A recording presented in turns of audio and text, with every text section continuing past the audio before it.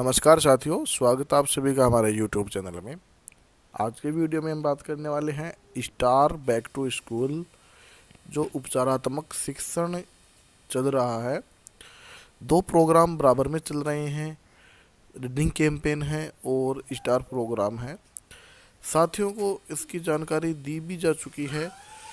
आज की वीडियो में हम केवल बात करने वाले हैं उपचारात्मक शिक्षण के जो मार्गदर्शक सिद्धांत है उनके बारे में। कार्य पुस्तिका आधारित पढ़ाई हम किस प्रकार से करवाएंगे और दोनों जो प्रोग्राम है वो सही तरीके से किस प्रकार से हम चलाएंगे, इसके बारे में आज का वीडियो है, तो बने रहिए मेरे साथ। सबसे पहले हम बात कर लेते हैं स्टार बैक टू स्कूल उपचारात्मक कार्यक्रम के मार्गदर्शक सिद्धांत हैं। इसमें सबसे पहले यहाँ पर देखिए, उद्देश्य कार्य पुस्तिका को पूरा करना नहीं है, बल्कि छात्रों को उनकी गति से सहायता करना है। सबसे पहला एम साथियों यही है। उसके बाद में उपचारात्मक कार्यक्रम वह समय है जब शिक्षक पीछे रहे छात्रों पर विशेष ध्यान दे सकता है। उपचारात्मक शिक्षण हम शुरू के 2 कालांश में करवा रहे हैं। समूहीकरण का उद्देश्य शिक्षक के लिए कक्षा का प्रबंधन करना है और बिल्कुल आसान बनाना है प्रक्रिया। उसके बाद में उपचारात्मक कार्यक्रम के दौरान मुख्य दक्षताओं पर ध्यान दें।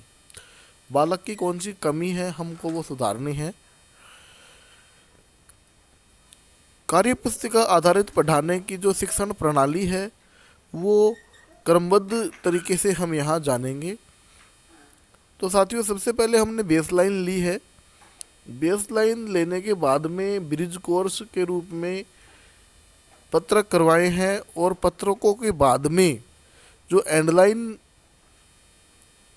पेपर है अपना वो हमने करवाया है। कार्यपुस्तिका के पार्ट 2 में शुरू में दिया हुआ है छात्र समूहीकरण और एंडलाइन आकलन के आधार पर। तो हमने ग्रुप बनाए हैं एंडलाइन आकलन के आधार पर। दूसरा जो पॉइंट है वो दक्षता आधारित प्लानिंग किस प्रकार से करनी है, बालक को क्या आता है क्या नहीं आता है, इस आधार पे हमको प्लानिंग करनी है। तीसरी है यहाँ बच्चों के साथ गतिविधि करनी है। जहाँ पर बालक पीछे रह जाते हैं उस चीज़ को हमको गतिविधि के साथ समझाना है। उसके बाद में दोबारा कार्य पुस्तिका के ऊपर हमको आना है और कार्य पुस्तिका पे आने के बाद में वो चीज़ वापस उसको पढ़ानी है। उसके बाद में दक्षता पढ़ाने के बाद प्रत्येक बच्चे का आकलन कार्य पुस्तिका में दिए गए आकलन के द्वारा हमको करना है। तो साथियों, ये एक साइकिल है।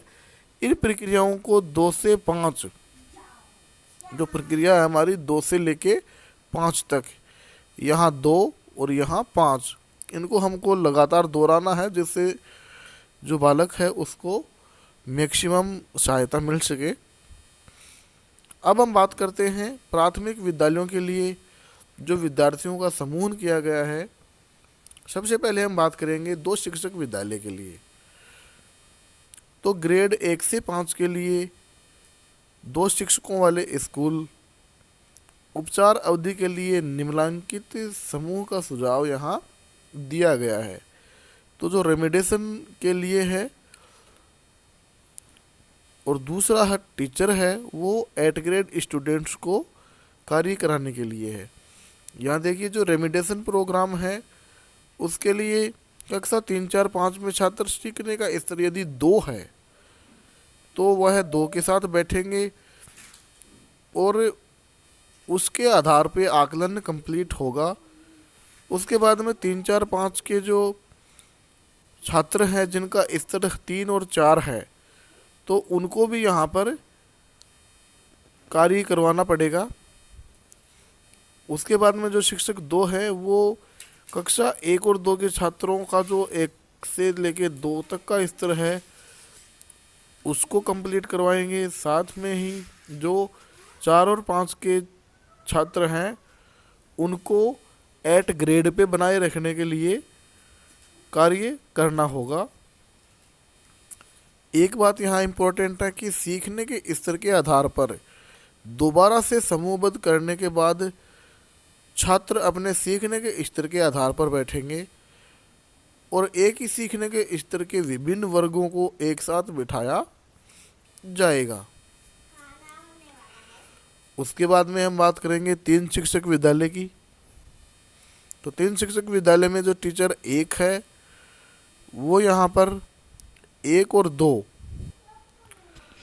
जो 3 शिक्षक विद्यालय है उसमें जो तीनों शिक्षक हैं वो किस प्रकार से कार्य करेंगे। तो यहाँ पर देखिए जो टीचर फर्स्ट है वो कार्य करवाएंगे कक्षा 1 से 2 के विद्यार्थियों को जिनका सीखने का स्तर 1 से 2 का है, अर्थात वो 8 ग्रेड के हैं, फर्स्ट और सेकंड के। उसके बाद में जो शिक्षक सेकंड है वो रेमिडिएशन का कार्य करेंगे और सीखने के स्तर 2 के उपचार पर जो 3, 4, 5 के जो छात्र हैं उनको वो पढ़ाएंगे। उसके बाद में टीचर 3 जो हैं वो 8 ग्रेड स्टूडेंट 4 और 5 के जो स्वतंत्रतापूर्वक कार्य कर सकते हैं उनको पढ़ाएंगे। यहाँ 4 और 5 के छात्र जो सीखने का स्तर 3 का है उनका तो जो शिक्षक 3 है उपचार के लिए पढ़ाएंगे और 4 और 5 के जो छात्र हैं जो 8 ग्रेड के हैं उनको जो कक्षा का लेवल है वो यहाँ पढ़ाया जाएगा। अब हम बात कर लेते हैं जो माध्यमिक स्कूल है उनमें 6 से 8 के जो व्यवस्था है वो किस प्रकार से रहेगी। तो 3 शिक्षक विद्यालय की सबसे पहले बात करेंगे। 3 शिक्षक विद्यालय में जो शिक्षक फर्स्ट है वो 6 और 7 के विद्यालय में लर्निंग लेवल जो 4 के हैं उनको शिक्षण करवाएंगे। टीचर सेकंड है उनमें जो 6 और 7 के जो बच्चे हैं जिनका लर्निंग लेवल 5 और 6 है उनका रेमिडिएशन करेंगे। साथ में ही 6 और 7 के जो बालक हैं 8 ग्रेड के उनको भी यहाँ पढ़ाएंगे। साथ में ही जो शिक्षक 3 हैं वो यहाँ कक्षा 8 में जो छात्र हैं जिनका स्तर 5, 6 और 7 का है उनको यहाँ उपचारात्मक शिक्षण करवाएंगे। और जो छात्र शिक्षक 8 में हैं जिनका लेवल 8 ग्रेड का है उनको भी यहाँ जो शिक्षक 3 हैं वो अध्ययन करवाएंगे। उसके बाद में जो 4 शिक्षक विद्यालय हैं उसमें व्यवस्था कैसी रहेगी। तो जो टीचर फर्स्ट है वो 6 और 7 में जो बच्चे हैं जिनका स्तर 4थी का है उनको उपचारात्मक शिक्षण देंगे।